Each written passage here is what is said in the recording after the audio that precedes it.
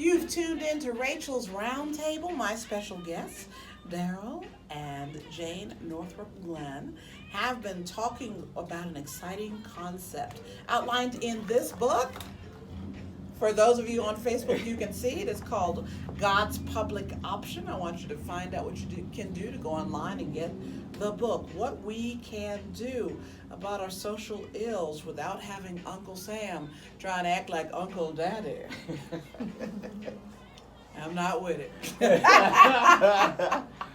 And even though I don't know that everything about politics is bad. I just think that the coercive elements have to go, and that's what is exciting about this this marketplace, this Christian American marketplace authority. It's exciting because it's by choice. Freedom, we're all about that here. So, just kind of switching gears for this last smaller segment, I want to hear about what you're doing, Daryl. Tell the people. Oh, hey, I'm happy. You know, I took some time off after a Senate race and things, and you sit back and you talk to people and you look at what's happening. And Yeah. I just can't sit back. As I grew up in this community, and got to jump into running for mayor. Okay. What's your main platforms? The main thing is when you're looking at what's happening, we're at a critical time, and it's about leading. And government is not the answer, the be-all, end-all. When you're looking at the size and growth of federal government, the expansion, and the impact on local control. And I don't think people truly understand that when they give up that authority to Sure. a higher level, at the state and federal level, Yeah. you're losing local control. And when you think about the mayor, you think about the aspects of your life, whether it's public safety issues, infrastructure, the things that touch you each and every day. A lot of people don't understand that the local community makes those decisions. Right. And these nonpartisan positions. So Right. we have a critical election that's coming up next April, and we're talking about those issues now. We have to.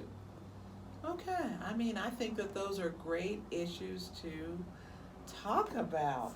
Yes. So where can the people find you to be able to kind of begin to engage? Well, you start at Daryl Glenn for Colorado, and I want to make sure we talk about some central issues. When you start thinking about COVID, Yeah.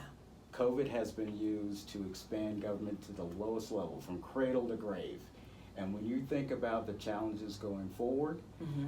how the government has used emergency powers Right. and how they've been able to tie dollars to those dictates things that happen at the local level under the guise of an emergency. Right. And that's important for people to understand. Look, people have been impacted by COVID. I don't want to minimize that. Yeah, we can. But we've gotten away from being able to respect the individual right to make personal decisions. Okay. And I believe it's a God-given right for us to be able to respect that.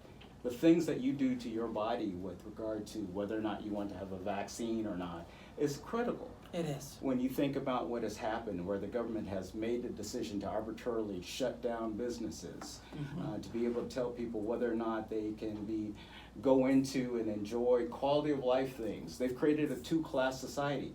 I'm sorry, we understand what happens in our community when we've created a two-class society, and that can't Right. stand. Right. That is really, really good. So just kind of getting you guys on notice about Daryl Glenn. So let's go for last thoughts about God to Punch Back and God's Public Option. What do you want the people to know, you guys, about these books, about this concept? Well, I can tell you from the standpoint of, running for local office, the big thing that we're focusing in on are the supply chain issues. Okay. And supply chain issues can be broken down into workers, housing, you name it. And from a government standpoint, I want to make sure the government is not getting in the way for private innovation, because Right. that has been the be-all, end-all solution. And what I believe that is happening here is an opportunity for creative innovation through the private sector.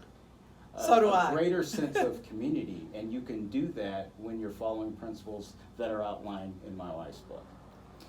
And I think my final word on this is, we're in danger in this nation, and people don't understand the danger that we're in from the trickle down of money from the federal government to the state government to the local government. So we disagree on some political things. Sure.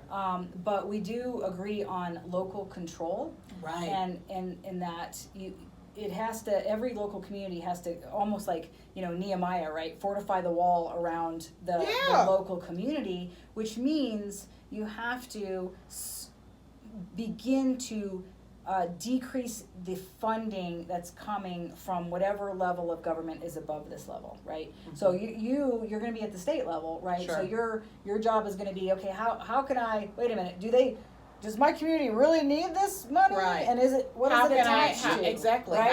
How can I free Right. up citizens to create their own solutions? Right. So then, or you can come back here and say, look, I'm out of ideas. I'm either taking this money and there's going to be something attached to it, or hey, can you guys rally and get this done without any government money? Right. That's good. So it's the same thing. Everybody at the state level, you have to decide: are you going to take federal money, right? Because that's what happens.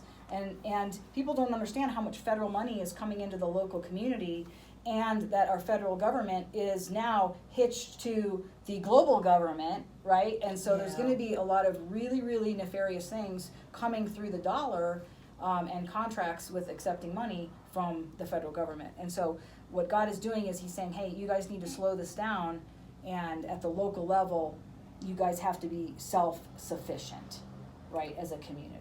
Wow, Right. that's So- the goal, Yeah. being self-sufficient. Easier to do in a home rule city, right? Well, absolutely. When you sit down and you talk to people right now, what are the kitchen table issues? Inflation is killing people. Absolutely. It really is. The cost of goods and services. You literally can drive around and watch the cost of gas go up. Yeah. And it's being impacted, and it's really crushing people, especially on fixed incomes. Yeah, it is. So people are either going to have to work a second job, or else they're going to have to find a way to pay down debt to create discretionary income. Right. And then when you're looking at that from a supply chain issues, cost of goods are going up. When you go to the grocery store, the eggs, milk, and everything is increasing in value. Right. So we need to make sure as a local community that the things that we can do as a local government to eliminate regulation, to allow creativity, to allow the production of our goods and services at the local level, that's going to help.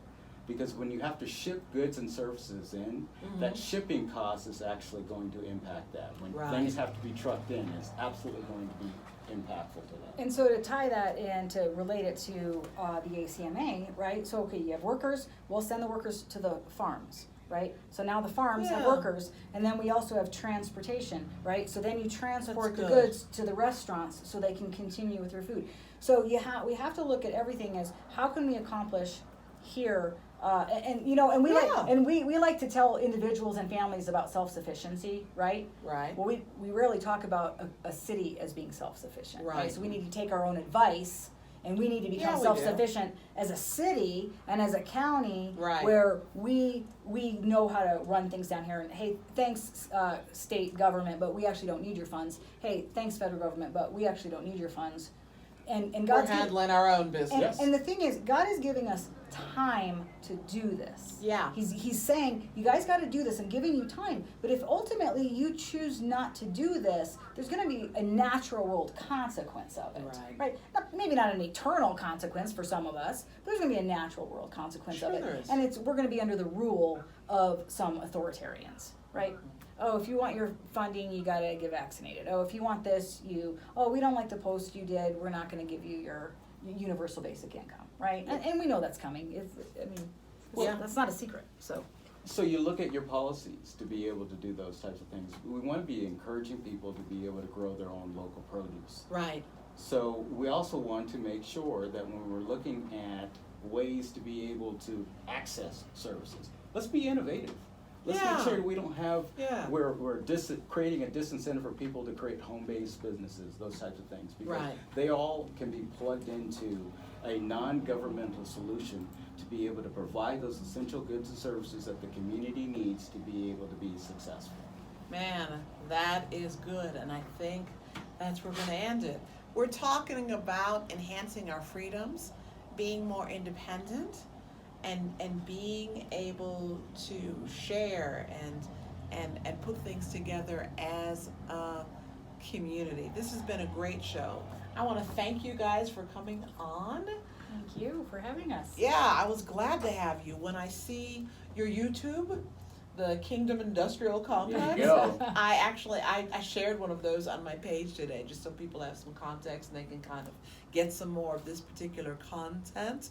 Make sure that you check out Jane Northrop Glenn and Daryl Glenn, that's running for mayor 2023.